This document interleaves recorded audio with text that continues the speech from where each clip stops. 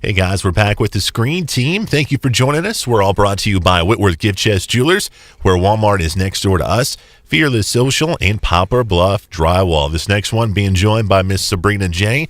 Sabrina, you're going to help me with this one. This one is called Joy, stars Jennifer Lawrence, and she is she's a bright young lady. This is actually a true story too, right? Yeah, absolutely. She's kind of an inventor.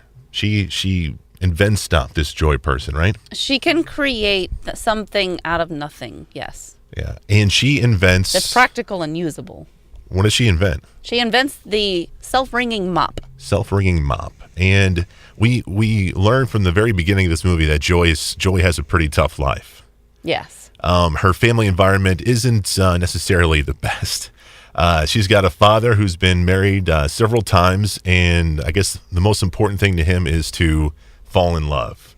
Like when he's in love with somebody, he's in love all the way. And then when he's done with them, kind of ships them off and moves on to the next one kind of thing. In fact, he has a daughter from his first marriage, and then Joy was a daughter from his second marriage, I believe. So that's Joy's father. Joy's mother is a woman who obviously, after the divorce, became very depressed and kind of turned to soap operas for her attention, right? Yeah, she basically secluded herself to a bedroom in her daughter's house. I'm not really sure where that's at. Yeah. And I think it's her daughter's house. Yeah, and she watches soap operas and won't leave the room and doesn't allow any men in her room. Yeah.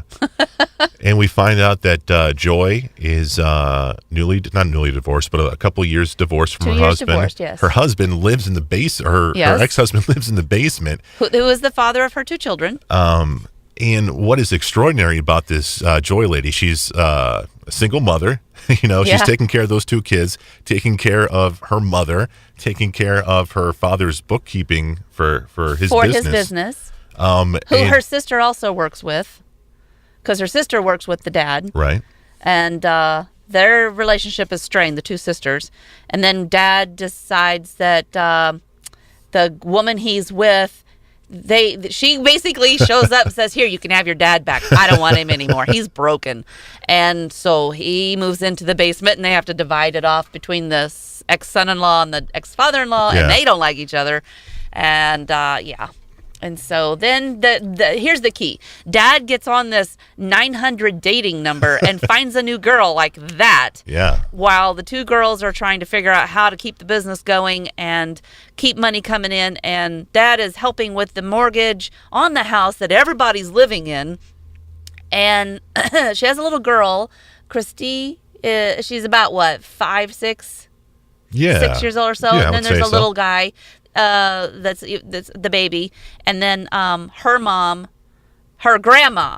mom, is also not living there, but in this picture, and very influential, a very positive influence on Joy. Pretty much the only positive influence that she has in her family. That voice of reason that keeps her from snapping and losing it all. Yeah, and she basically gets shifted from day shift to night shift at work. She comes home, there's dad, there's mom, there's everything help, and then all of a sudden water comes bursting up out of the floor, and her mom's, and then now they've got to have a plumber come in, and dad's got a date, and they're trying to get dad hooked up because he's got to fall in love in order to have a relationship, and the next thing you know, they're on a boat.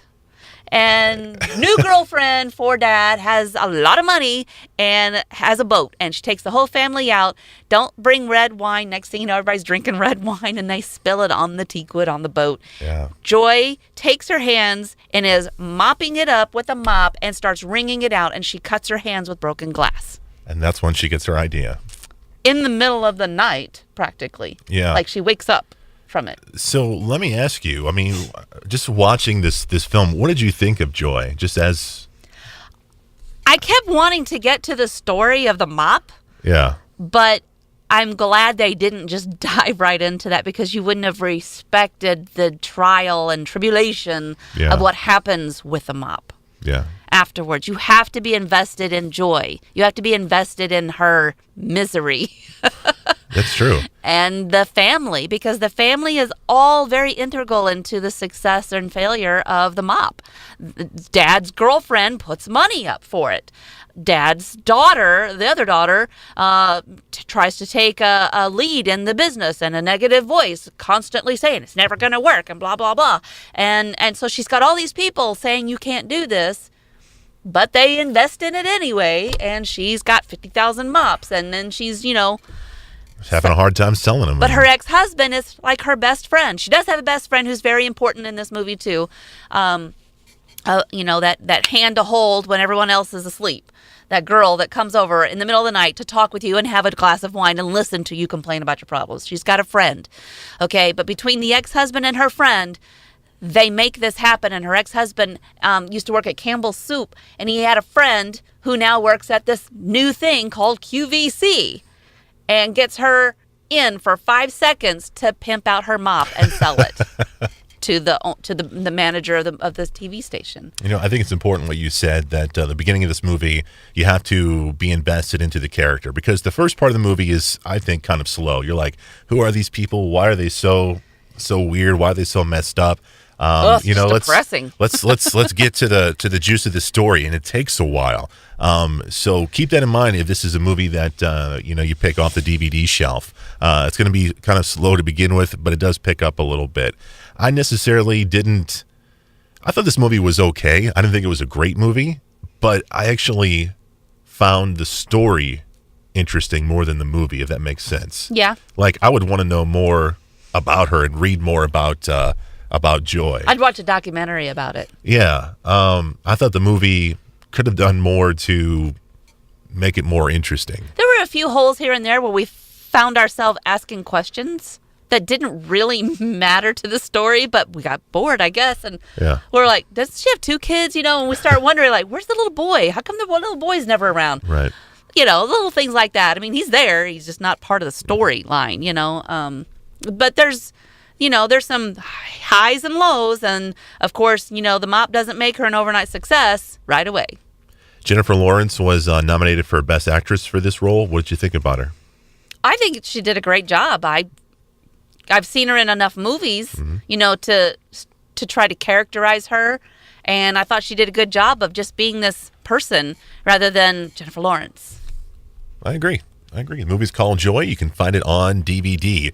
Are you going to stay and review the new Star Trek movie? Or do I have to find somebody else? I don't know. All right. Hopefully I'll have somebody else to review the new Star Trek movie. It's coming your way next, right here on KWOC.